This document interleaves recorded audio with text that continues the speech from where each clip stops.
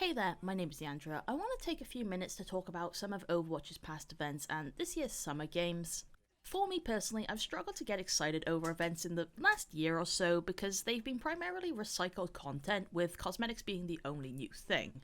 In Blizzard's defense, they have been putting out large updates gradually over the last year. We've had the Looking for Group system, workshop, replays, and soon 222. Placing more focus on stuff like this is perfectly fair in my opinion, but I think Blizzard would benefit from communicating more with players. Most of these features were dropped suddenly, and there's decent space between them. I've said this before, but I really think Overwatch would benefit from some sort of public roadmap. Like, if events are going to be minimalistic, let us know what you're working on in between them. I felt conflicted on making this video because a part of me does feel entitled for complaining about free content. That being said, it is in Blizzard's best interest to keep its players invested.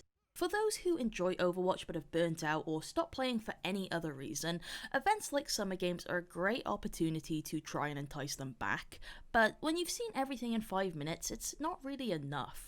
Hearthstone is another Blizzard game that I put a lot of time and money into a few years back, until I realised it wasn't worth the investment and also felt stale from lack of updates. Many of its well-known streamers have also moved on to other games in recent months because they share similar thoughts. From what I read, we got the Summer Games event early this year because of delays with Hero 31. Personally, this event feels very rushed, and I have to assume that's why. There is a lot less cosmetics compared to other events, with 7 skins in total and 3 of them are challenge locked. To be fair, the legendaries we got are really nice, and I think Tor with his inflatable hammer gets its own shout out. I can see why they would do a fun, memey shock skin if only 4 in total.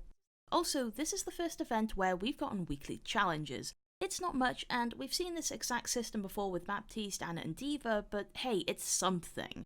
I'm not a fan of the recolored epics given for completing them, but I don't really mind because I'm just super happy it's there in the first place. Spicing up the challenges would have been nice rather than the same old get 9 wins, but it was hard to think of alternatives that all roles could achieve and wouldn't lead to throwing. In the past, I have suggested Blizzard should take various custom game modes made in the workshop and place them in the arcade. I'd like this in general, but if Blizzard don't have the resources to create new modes for events, maybe using some community-made ones would be a good solution. The Summer Games is an Olympics clone, and there are community-created game modes that fit a sports theme. Alongside Lucio Ball, maybe we could have had Hammond or Lucio Racing, and I'm sure people could think of other ideas as well. This is probably super petty, but one thing I've noticed during events is most of the game modes are restricted to 3 or less players, and if you're with a group of friends, there's not a whole lot for you. Community-made game modes for events could maybe solve this as well. For me personally, 2019's Archives was the most disappointing and made me feel wary for future events. Storm Rising was very highly hyped before release, like it even got its own tagline. Archives is supposed to be the one event each year where we do get new content, but I don't feel like Storm Rising really delivered. We got a really nice starting cutscene, and I know some fans appreciated that, but I thought the gameplay itself was really dull, and outside of achievements, over very quick. There were no new enemies, objective, or characters. Only the map, which was later placed in PvP, was not recycled. It was new in the loosest sense possible. Then there was the ending cutscene, which asked more questions rather than answer, which is frustrating because Overwatch lore is already thinly spread. I remember after it finished thinking, is that it? Because of length and its cliffhanger.